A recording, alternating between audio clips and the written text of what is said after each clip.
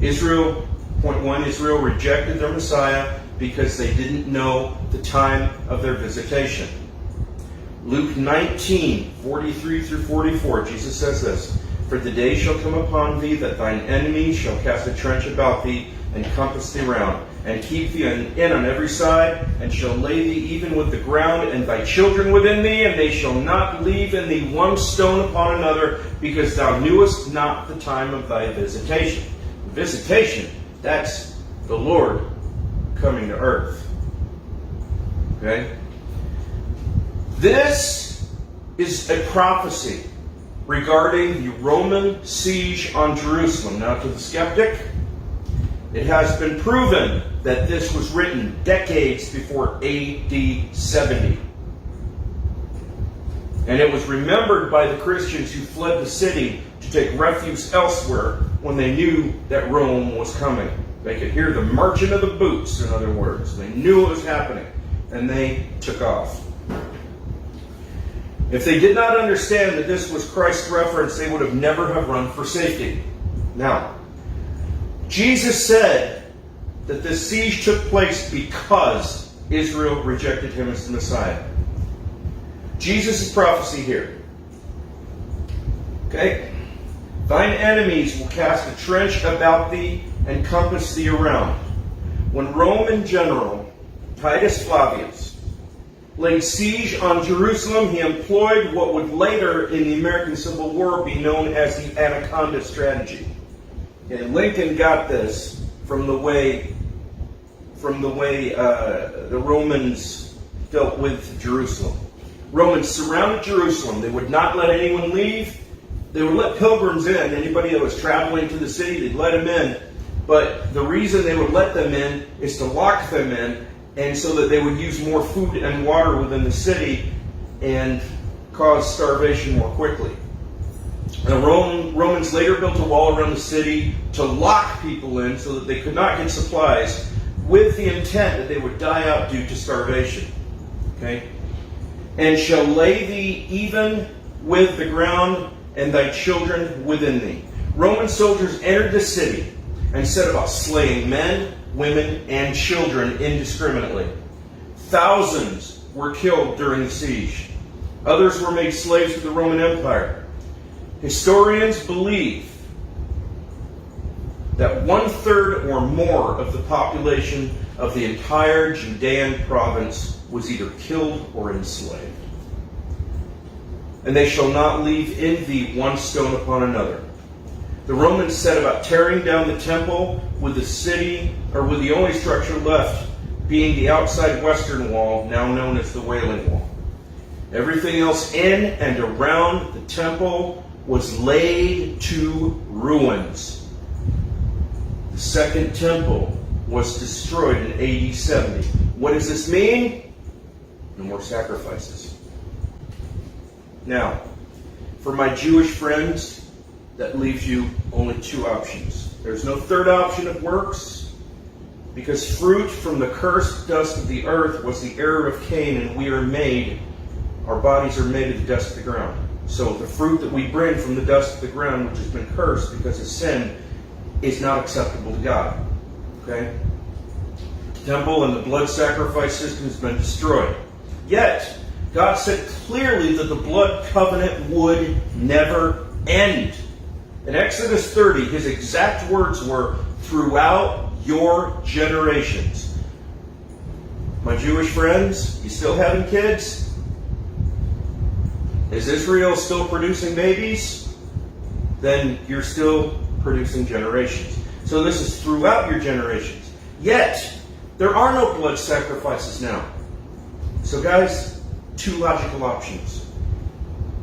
In Exodus 30, when God called the blood sacrifice for sins perpetual, and yet it actually did end, God lied.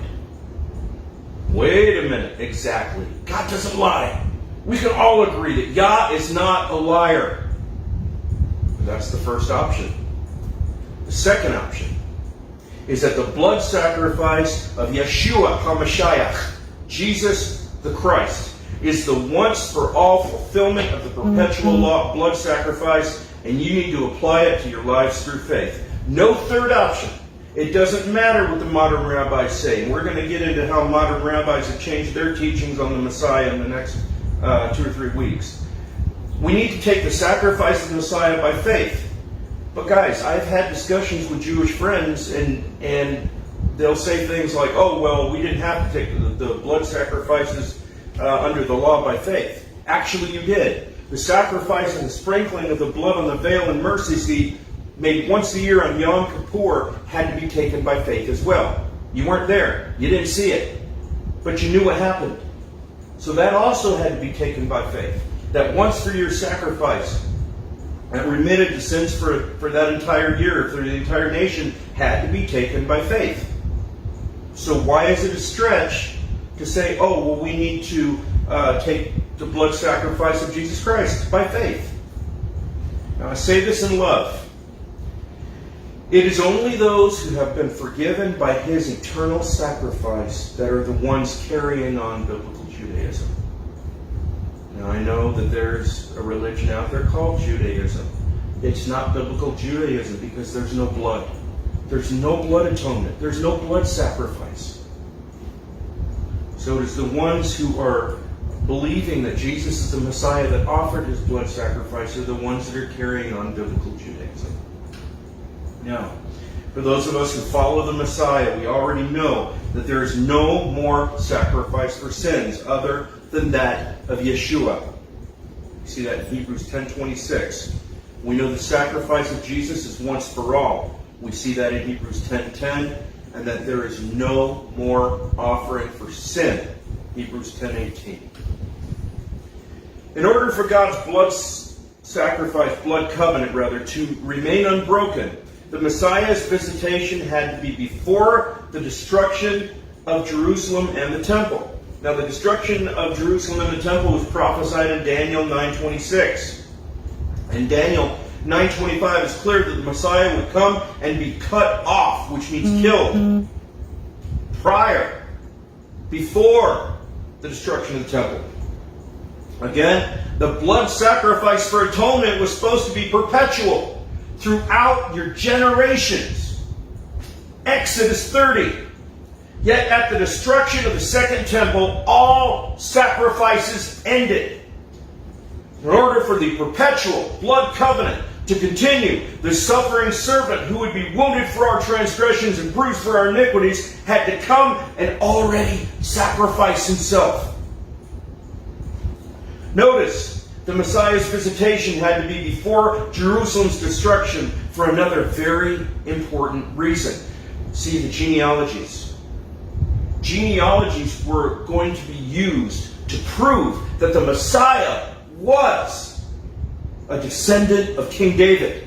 And yet, when the temple was destroyed, the genealogical records that were kept in the temple were destroyed with the temple. The genealogy of Jesus is preserved, and it matches the genealogy prophesied of the Messiah. Now, we're going to talk about this in great detail when we get to the genealogies. For now, the ability for anyone to prove that he is the Messiah through the genealogy records that were in the temple is impossible. They can't. The genealogical records were destroyed with the temple. Christ's visitation. There we go.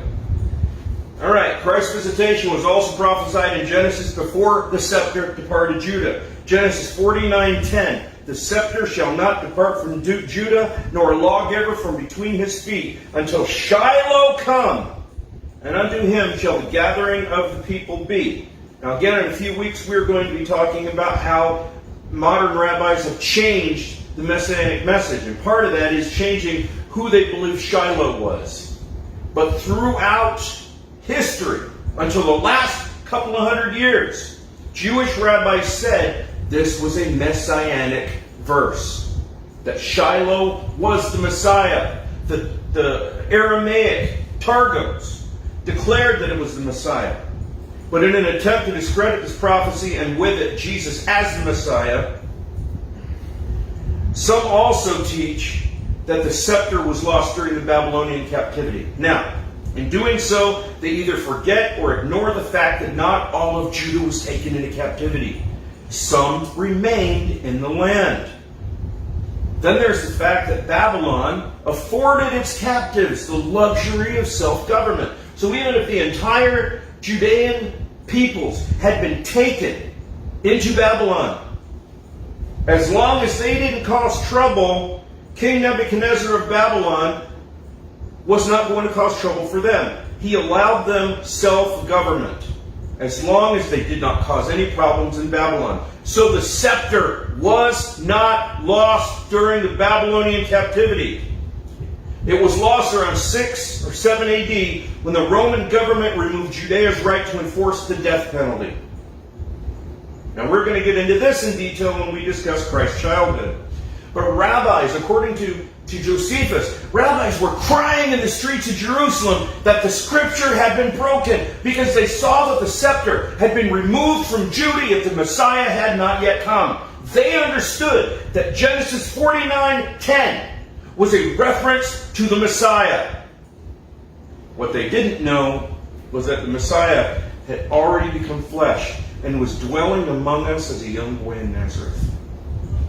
He had come. The Messiah had to come to earth sometime before the scepter departed Judah and the destruction of the temple in 70 AD. But we pinpoint it even further. See, not only did the Messiah have to be born before the scepter departed Judah, not only did his blood sacrifice have to be performed before the destruction of the Jerusalem temple in 70 AD, we pinpoint it even further. Daniel 9:25 through 26. Know therefore and understand that from the going forth of the commandment to restore and to build Jerusalem unto the Messiah the Prince, there's no confusion. He's talking about the Messiah. It clearly states. Okay?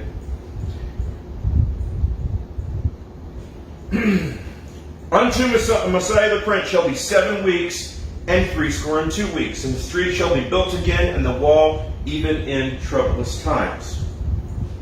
Okay? Sorry, we're still working out kinks.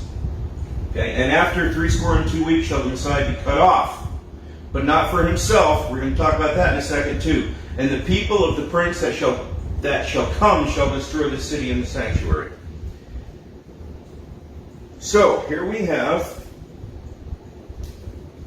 7 weeks of years, which will take place before 62 weeks of years, in which the Messiah is cut off, meaning killed. Now, the account of the commandment to restore and rebuild Jerusalem is in Nehemiah 2. This is not to be confused with the permit of the Jewish people to return to Jerusalem. But Jerusalem was still in shambles at the time of Nehemiah, and he said so much in Nehemiah 2, verse 3. The 69 weeks of years clock started when Artaxerxes gave the decree in 445 BC, which was his 20th year, during the Passover month of Nisan. That's when the clock started. On our calendar, that would be March 14th, 445 BC. During the 7 weeks of years, 7 times 7 is 49, the temple was rebuilt, which took 46 years according to John 2:20. The city was being built at the same time. As for the other 3 years, according to Josephus, the entire project was completed in 49 years. Now, there's a little note here. Herod would later renovate the temple before the birth of Christ, but it had already been rebuilt and it was already in operation. So the reference to Herod's temple was a reference to his renovations only.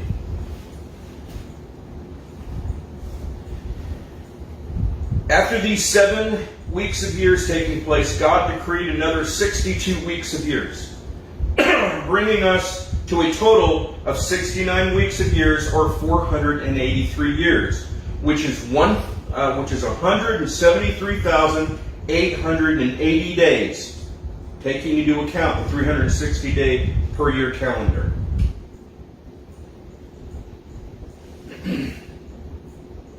Still working out the kinks, guys. Sorry. This is our first week doing this. Give you a second to look at that. Again, let me... 7 weeks of years, another 62 weeks of years, a total of 69 weeks of years. 483 years, which is 173,880 days using the 360-day calendar. Okay. Taking all of these things into consideration, the time between the day Artaxerxes gave the decree, again, March 14th, 445 BC, and the Messiah's triumphal entry into Jerusalem, April 6th, 32 AD. Guess how many days that was? 173,880 days. Now, of course, we have to take into consideration the changes to the Gentile calendar in 701 BC. Something crazy happened. Some believe that Mars had passed too close to the Earth, and another 5.25 days was added to the Earth year, and then Mars had actually lost some on its own revolution as well. Now, I don't know about that. I don't know exactly what happened, but some cataclysmic event makes sense to me, but again, we can't be sure. Some cataclysmic event changed what we use now as the Gentile calendar. Prior to that, every nation on earth had a 360-day calendar. All right, so we have to take that into consideration, and we also have to take into consideration the leap year every 4 years. Okay? But when we do that, we come to April 6, 32 AD, and that was exactly 173,880 days. That was the day that Jesus rode on a donkey into Jerusalem, the triumphal entry. Now, if you want to trace all this down, if you want to look at all the mathematics on this, pick up a copy of Sir Robert Anderson's The Coming Prince.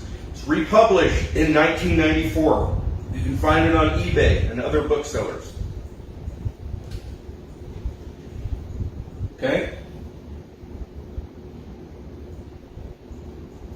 Working out the kinks, I apologize. Alright, so now notice in Daniel 9:26, the Messiah is cut off. Again, that means killed prior to the destruction of the city, Jerusalem, and the sanctuary, which is a reference to the temple.